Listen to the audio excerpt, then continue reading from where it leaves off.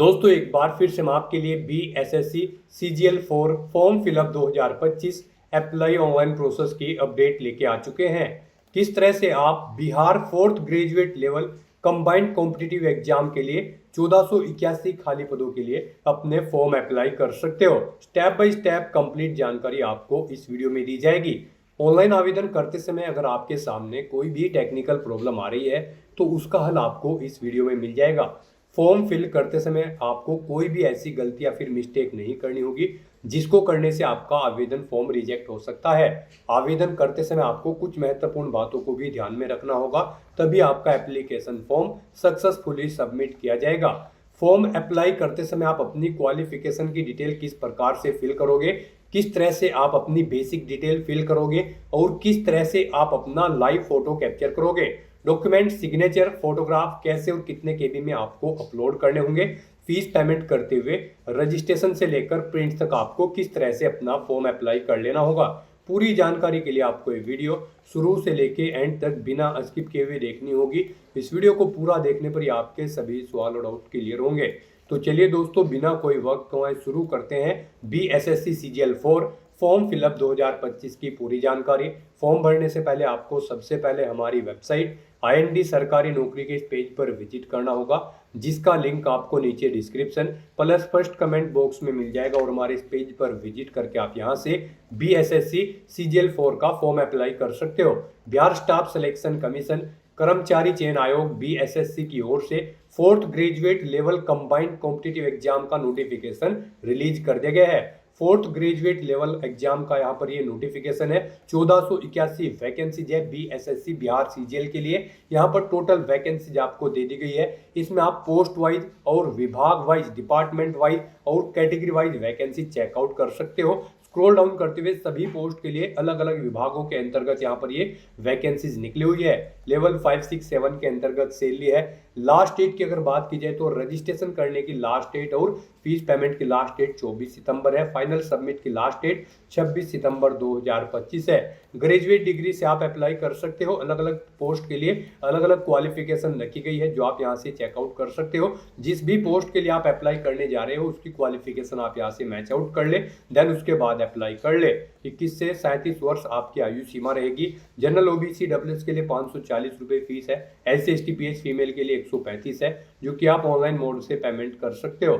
Selection होगा pre और main exam से। ऑनलाइन अप्लाई कर सकते हो। बिहार जॉब लोकेशन है, ऑल इंडिया से ऑनलाइन कर सकते हो। ऑनलाइन bssc.com ये इसकी ऑफिशियल वेबसाइट है जिससे आप फॉर्म फिल कर सकते हो। इंपोर्टेंट लिंक सेक्शन के अंतर्गत ऑफिशियल नोटिफिकेशन PDF लिंक पर क्लिक करके आप इसके PDF डाउनलोड कर सकते हो। CGL एग्जाम की नोटिफिकेशन की PDF है। बिहार के अंतर्गत यहाँ पर आपको पोस्ट वाइज सैलरी की जानकारी मिल जाएगी, क्वालिफिकेशन की डिटेल, तकनीकी क्वालिफिकेशन की डिटेल, टेक्निकल क्वालिफिकेशन आप चेकआउट कर सकते हो। इसी तरह से वैकेंसीज की आपको डिपार्टमेंट वाइज और पोस्ट वाइज, साथ में कैटेगरी वाइज वैकेंसीज की कंप्लीट इंफॉर्मेशन इस PDF में मिल जाएगी। एज लिमिट किस कैटेगरी के लिए कितनी मैक्सिमम आयु सीमा रहेगी, मिनिमम सभी के लिए 21 वर्ष है, मैक्सिमम सभी कैटेगरी के लिए अलग अलग यहाँ पर आपको दे दी गई है।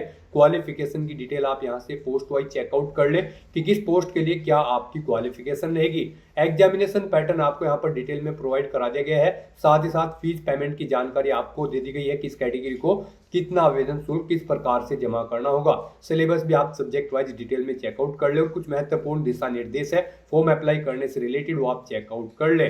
तो आवेदन करने की डेट भी आपको यहाँ पर दे दी गई है। तो अप्लाई ऑनलाइन करने से पहले आपको नोटिफिकेशन की PDF हिंदी में पूरा पढ़ना अनिवार्य है। इसको पूरा पढ़ने से आपके सभी सवाल और डाउट क्लियर होंगे। PDF रीड आउट करने के बाद में आपको अप्लाई ऑनलाइन लिंक पर क्लिक करना होगा, तो आपके सामने ऑनलाइन आवेदन करने का ये ऑफिशियल पोर्टल ओपन हो जाएगा। गाइस यहाँ पर अगर आपने पहले से रजिस्ट्रेशन कर रखा है तो आपको लॉगिन की इस लिंक पर क्लिक करना है और लॉगिन करके अपना फॉर्म अप्लाई कर लेना है। लॉगिन करते हुए यहाँ पर आपको अपनी बेसिक डिटेल देनी होगी। यहाँ पर आपको अपना रजिस्ट्रेशन नंबर एंटर करना है, अपना पासवर्ड आपको एंटर करना है, ये कैप्चा कोड आपको यहाँ पर एंटर करना है और फिर आपको लॉगिन की स्टेप पर क्लिक करते हुए अपने डैशबोर्ड में लॉगिन करके अपना फॉर्म अप्लाई कर लेना है।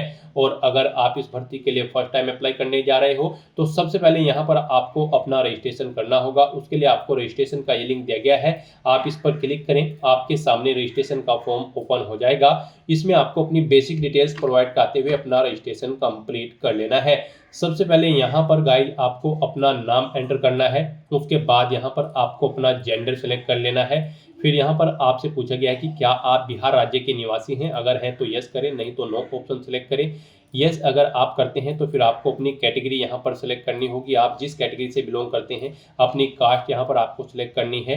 फिर यहाँ पर आपसे पूछा गया है कि क्या आप PWD कैंडिडेट हैं, अगर हैं तो आप यस करेंगे, नहीं है तो नो ऑप्शन सेलेक्ट करेंगे।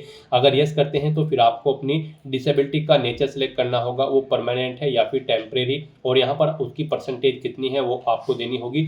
यहाँ पर आपसे पूछा गया है कि क्या आपकी डिसेबिलिटी की परसेंटेज 40% से अबव है, अगर है तो आप यस करेंगे और उसकी डिटेल देंगे। और अगर आप यहाँ पर PWD वाले कैंडिडेट नहीं है तो आप नो ऑप्शन सेलेक्ट करें, आगे की डिटेल फिर आपको नहीं देनी होगी।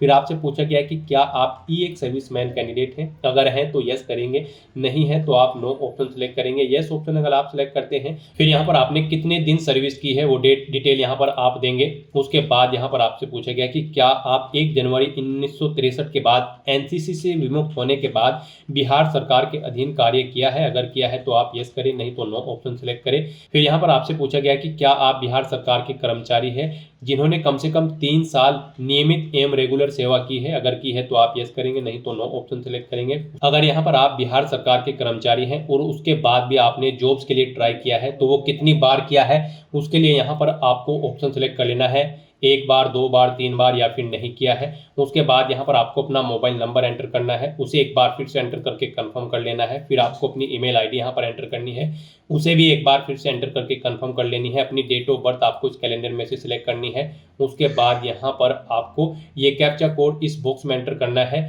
और फिर गाइस आपको यहाँ पर सेव एंड कंटिन्यू के इस ऑप्शन पर क्लिक कर देना है। फिर आपने जो यहाँ पर डिटेल प्रोवाइड कराई है, अगर आप इसे एडिट करना चाहते हैं तो आप एडिट के ऑप्शन पर क्लिक करके एडिट कर सकते हैं, नहीं तो यहाँ पर गाइस अब आपको कंफर्म एंड नेक्स्ट के ऑप्शन पर क्लिक कर देना है। इस तरह से यहाँ पर आपका रजिस्ट्रेशन सक्सेसफुली कंप्लीट हो चुका है। आपका रजिस्ट्रेशन नंबर और पासवर्ड आपके रजिस्टर्ड मोबाइल नंबर और ईमेल आईडी पर सबमिट कर दिए गए हैं। आपको उन्हें केयरफुली नोट डाउन करके रख लेना है फ्यूचर यूज के लिए। आपका रजिस्ट्रेशन नंबर आपको यहाँ पर भी प्रोवाइड करा दिया गया है और यहाँ पर अब आपको अपना फॉर्म अप्लाई करने के लिए क्लिक हियर फॉर लॉगिन के इस ऑप्शन पर क्लिक करना है और अपना रजिस्ट्रेशन नंबर और पासवर्ड का यूज करते हुए आपको लॉगिन करते हुए अपना फॉर्म अप्लाई करना है। फिर आपके सामने लॉगिन का इंटरफेस ओपन हो जाएगा। अब गाइस यहाँ पर आपको अपना रजिस्ट्रेशन नंबर एंटर करना है, अपना पासवर्ड आपको एंटर करना है, ये कैप्चा कोड आपको यहाँ पर एंटर करना है और उसके बाद आपको लॉगिन की स्टेप पर क्लिक करते हुए अपने डैशबोर्ड में लॉगिन कर लेना है। नेक्स्ट आपके सामने आपका डैशबोर्ड कुछ इस तरह से शो होगा। यहाँ पर आपका फॉर्म स्टार्ट हो चुका है। यहाँ पर आपको 6 स्टेप्स को कंप्लीट करते हुए अपना फॉर्म अप्लाई करना है। आपको अपनी पर्सनल डिटेल देनी है, फिर आपको पेमेंट करना है, फीस पेमेंट जो रिक्वायर्ड फीस पेमेंट है, फिर आपको अपनी एजुकेशनल क्वालिफिकेशन की डिटेल देनी है, फोटो और सिग्नेचर आपको अपलोड करने हैं, लाइव फोटो आपको अपना कैप्चर करना है और उसके बाद आपको अपना फॉर्म सबमिट करते हुए अपने एप्लीकेशन फॉर्म का हार्ड कॉपी प्रिंट आउट ले लेना है फ्यूचर यूज के लिए। तो दोस्तों इन स्टेप्स को कंप्लीट करते हुए यहाँ पर आपको अपना फॉर्म अप्लाई करना है। तो सबसे पहले यहाँ पर आपको अपने फादर का नाम एंटर करना है, उसके बाद यहाँ पर अब आपको अपनी मदर का नाम एंटर करना है। फिर यहाँ पर आपको आपका जो डोमिसाइल सर्टिफिकेट है किस डेट को इशू हुआ है वो आपको सिलेक्ट कर लेना है। आप इस कैलेंडर के ऑप्शन पर क्लिक करें और डेट सिलेक्ट कर ले, उसका नंबर यहाँ पर आपको एंटर करना है। फिर यहाँ पर आपको आपका डोमिसाइल सर्टिफिकेट किस अथॉरिटी ने इशू किया है वो यहाँ पर आपको सिलेक्ट कर लेना है। इनमें नहीं है तो आप अदर ऑप्शन सिलेक्ट करें और फिर उसका नाम यहाँ पर दे उस डेजिग्नेशन का जिसने आपको आपका डोमिसाइल सर्टिफिकेट इशू किया है। उसके बाद गाइस यहाँ पर आपको अपने कास्ट सर्टिफिकेट का नंबर देना है, वो कब इशू हुआ है वो डेट आपको सिलेक्ट कर लेनी है, अथॉरिटी का नाम सिलेक्ट करना है जिसने आपको इशू किया है।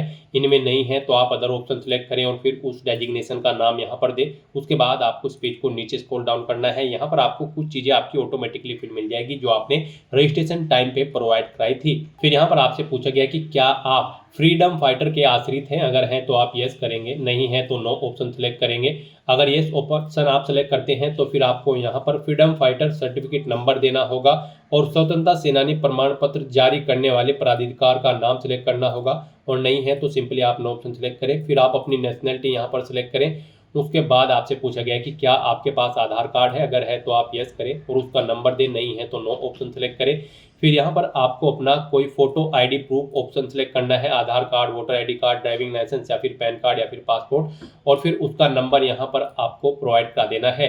फिर आपसे पूछा गया है आपकी बॉडी पर कहीं कोई कट या तिल का निशान है, अगर है तो पहले इसका नाम यहाँ पर आप दें, नहीं है तो नो मार्क एंटर कर दे। फिर आपसे पूछा गया है कि क्या आपको कभी किसी प्रतियोगिता परीक्षा यूपीएससी, राज्य आयोग या फिर अन्य आयोग से वंचित किया गया है, अगर किया गया है तो आप यस करेंगे और फिर आयोग या फिर उस संस्था का नाम देंगे, कब से कब तक किया गया है वो यहाँ पर आप डेट सेलेक्ट करेंगे, नहीं किया गया है तो आप नो ऑप्शन सेलेक्ट करेंगे। उसके बाद गाइज यहाँ पर आपको अपना कोरोस्पोंडेंस एड्रेस एंटर करना है, फिर आपको अपना परमानेंट एड्रेस यहाँ पर एंटर कर देना है, और अगर आपका परमानेंट एड्रेस आपके कोरोस्पोंडेंस एड्रेस के अकॉर्डिंग सेम है तो आप इस चेकबॉक्स को ओके कर देंगे। ऑटोमेटिकली आपका परमानेंट एड्रेस आपके कोरोस्पोंडेंस एड्रेस के अकॉर्डिंग फिर हो जाएगा, और उसके बाद फिर यहाँ पर आपको सबमिट के ऑप्शन पर क्लिक कर देना है।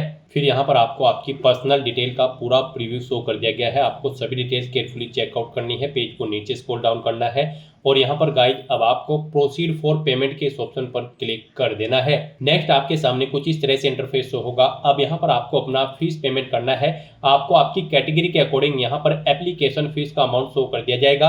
अब यहाँ पर आप SBI या फिर ICICI के इन किसी भी ऑप्शन को क्लिक करते हुए अपना फीस पेमेंट कर सकते हो। फीस पेमेंट करने के लिए अब यहाँ पर आपको प्रोसेस ऑनलाइन पेमेंट के इस ऑप्शन पर क्लिक करना है। अब आपके सामने फीस पेमेंट का इंटरफेस ओपन हो चुका है। यहाँ पर आप ऑनलाइन मोड में debit card, credit card, net banking या फिर UPI के माध्यम से आप अपना फीस पेमेंट कर सकते हो। UPI यहाँ पर आपके लिए सबसे बेस्ट ऑप्शन रहेगा। आप UPI के इस ऑप्शन पर क्लिक करें, अपनी UPI ID के थ्रू अगर आप फीस पेमेंट करना चाहते हैं तो यहाँ पर आप एंटर UPI ID के इस ऑप्शन पर क्लिक करें, अपनी UPI ID यहाँ पर एंटर करें और फिर वैलिडेट UPI ID के इस ऑप्शन पर क्लिक करते हुए अपना फीस पेमेंट कर दें। या फिर आपको यहाँ पर एक और ऑप्शन दिया गया है UPI QR, आप इस ऑप्शन पर क्लिक करें, आपके सामने यहाँ पर फिर आपको पे नाउ के ऑप्शन पर क्लिक करना है। उसके बाद आपके सामने ये QR कोड शो होगा, आप इसे अपने UPI से स्कैन करें और अपना फीस पेमेंट कर दें। सक्सेसफुली फीस पेमेंट करने के बाद आपको अपनी एजुकेशनल क्वालिफिकेशन की डिटेल प्रोवाइड करनी है। इस भर्ती में पार्टिसिपेट करने के लिए आपके पास ग्रेजुएट डिग्री होनी चाहिए। गाइस यहाँ पर अगर आप असिस्टेंट ब्रांच ऑफिसर की पोस्ट के लिए अप्लाई करने जा रहे हैं तो फिर आपके पास ग्रेजुएट डिग्री होनी चाहिए किसी वेल रिकॉग्नाइज्ड यूनिवर्सिटी से, और अगर आप प्लानिंग असिस्टेंट की पोस्ट के लिए भी अप्लाई कर रहे हैं तो भी आपके पास ग्रेजुएट डिग्री होनी चाहिए, और बाकी सब पोस्ट के लिए यहाँ पर आपके पास ग्रेजुएट डिग्री रिलेटेड सब्जेक्ट के अंतर्गत होनी चाहिए। तो यहाँ पर अब आपको अपनी क्वालिफिकेशन की डिटेल प्रोवाइड करनी है। सबसे पहले यहाँ पर आपको अपनी 10वीं क्लास की डिटेल देनी है, फिर यहाँ पर आपको 10वीं की क्लास की डिटेल प्रोवाइड करते हुए सब्जेक्ट एंटर करने हैं, जो सब्जेक्ट आपके पास 10वीं क्लास में थे, बोर्ड का नाम देना है जिस बोर्ड से आपने अपनी 10वीं क्लास पास आउट की है, टोटल कितने मार्क्स थे वो आपको एंटर करने हैं, इनमें से कितने मार्क्स आपने ऑब्टेन किए हैं वो आपको एंटर करने हैं। फिर इनके अकॉर्डिंग आपकी परसेंटेज यहाँ पर कैलकुलेट करके आपको शो कर दी जाएगी। फिर यहाँ पर आपको अपनी 10वीं क्लास का सर्टिफिकेट नंबर प्रोवाइड कर देना है। यहाँ पर आपको अपनी 10वीं क्लास का सर्टिफिकेट नंबर देना है, वो कब इशू हुआ था वो डेट यहाँ पर आपको सिलेक्ट कर लेनी है। उसके बाद ऐसे ही आपको अपनी 12वीं क्लास की डिटेल देनी है, इसमें भी पहले आप सब्जेक्ट एंटर करें, बोर्ड का नाम दें और फिर टोटल मार्क्स प्रोवाइड कराएं, कितने ऑब्टेन किए हैं वो आप एंटर करें, परसेंटेज यहाँ पर आपकी इनके अकॉर्डिंग कैलकुलेट करके आपको शो कर दी जाएगी। उसके बाद यहाँ पर आपको अपनी 12वीं क्लास का सर्टिफिकेट नंबर देना है, इशूइंग डेट देनी है, कब आपको वो इशू हुआ था वो यहाँ पर आपको इस कैलेंडर पर क्लिक करते हुए सिलेक्ट कर लेनी है। फिर आपको यहाँ पर अपनी ग्रेजुएशन के सब्जेक्ट एंटर करने हैं, यूनिवर्सिटी का नाम देना है, टोटल कितने मार्क्स थे वो आपको एंटर करने हैं, कितने ऑब्टेन किए हैं वो आपको एंटर करने हैं। फिर यहाँ पर आपको इनकी परसेंटेज कैलकुलेट करके आपको शो कर दी जाएगी इन मार्क्स के अकॉर्डिंग। फिर यहाँ पर आपको अपनी ग्रेजुएशन का सर्टिफिकेट नंबर या फिर मार्कशीट नंबर प्रोवाइड करना है, कब वो आपको इशू हुआ है वो डेट यहाँ पर आपको इस कैलेंडर के ऑप्शन पर क्लिक करते हुए सिलेक्ट कर लेनी है। इस तरह से यहाँ पर आपको अपनी क्वालिफिकेशन की डिटेल प्रोवाइड कर देनी है और फिर गाइज आपको यहाँ पर सबमिट के ऑप्शन पर क्लिक कर देना है। नेक्स्ट यहाँ पर आपको अपना फोटो और सिग्नेचर अपलोड करने हैं। गाइज यहाँ पर आपका जो पासपोर्ट साइज फोटो होगा वो 20 KB से 50 KB के बीच में होना चाहिए और उसकी विड्थ यहाँ पर 200 पिक्सल और हाइट 230 पिक्सल होनी चाहिए। तो यहाँ पर आपको ब्राउज के ऑप्शन पर क्लिक करना है, फाइल को सिलेक्ट करना है और अपना फोटो अपलोड कर देना है। और उसके बाद गाइज यहाँ पर आपको अपने सिग्नेचर अपलोड करने हैं। सिग्नेचर यहाँ पर आपको इंग्लिश और हिंदी दोनों लैंग्वेजेस में अपलोड करने होंगे। तो यहाँ पर अपने सिग्नेचर अपलोड करने के लिए भी आपको गाइडलाइन दी गई है। यहाँ पर आपके जो सिग्नेचर होंगे वो 10 KB से 20 KB के बीच में होने चाहिए और उनकी जो विड्थ है वो 200 पिक्सल और हाइट यहाँ पर 60 पिक्सल होनी चाहिए। उसके लिए भी आपको ब्राउज के ऑप्शन पर क्लिक करना है, फाइल को सिलेक्ट कर लेना है और हिंदी और इंग्लिश दोनों लैंग्वेजेस में आपको अपने सिग्नेचर यहाँ पर अपलोड कर देने हैं। आपके ये सिग्नेचर जेपीजी फॉर्मेट में होने चाहिए। तो यहाँ पर अब अपने फोटो और सिग्नेचर अपलोड करने के बाद फिर आपको सबमिट के इस ऑप्शन पर क्लिक कर देना है। नेक्स्ट यहाँ पर आपको अपना लाइव फोटो कैप्चर करना है। उसके लिए यहाँ पर आपको टेक फोटो के इस ऑप्शन पर क्लिक करना है और अपना लाइव फोटो यहाँ पर कैप्चर कर देना है। फोटो कैप्चर करते हुए आपको कुछ चीज़ों का ध्यान रखना होगा, जैसे कि जहाँ पर आप अपना लाइव फोटो कैप्चर कर रहे हैं वहाँ पर प्रॉपर वे में आपकी रोशनी होनी चाहिए और वो प्लेस आपका नीट एंड क्लीन होना चाहिए। तो यहाँ पर आपको अपना लाइव फोटो कैप्चर करने के बाद फिर सबमिट के इस ऑप्शन पर क्लिक कर देना है। लाइव फोटो कैप्चर करने के बाद आपको डिक्लेरेशन सेक्शन में इस चेकबॉक्स को ओके करना है और उसके बाद फिर गाइज आपको फाइनल सबमिट के इस ऑप्शन पर क्लिक करके अपना फॉर्म सबमिट कर देना है। इस तरह से यहाँ पर आपका एप्लीकेशन फॉर्म सक्सेसफुली सबमिट हो चुका है। आप प्रिंट पेमेंट स्लिप के ऑप्शन पर क्लिक करके अपनी फीस पेमेंट का एक हार्ड कॉपी प्रिंट आउट ले सकते हो और प्रिंट एप्लीकेशन स्लिप की स्टेप पर क्लिक करके आप अपने एप्लीकेशन फॉर्म का एक हार्ड कॉपी प्रिंट आउट ले सकते हो फ्यूचर यूज के लिए, फ्यूचर रेफरेंस के लिए। तो दोस्तों ऐसे आप Bihar staff selection commission 4th graduate level combined competitive examination 2025 के लिए अपने फॉर्म अप्लाई कर सकते हो बिना कोई मिस्टेक किए हुए। आज की इस वीडियो में बस इतना ही। आई होप ये वीडियो आपको पसंद आई होगी। अगर पसंद आई हो तो इसे लाइक और शेयर करें। चैनल पर नए हो तो इसे सब्सक्राइब कर लें। Thanks for watching.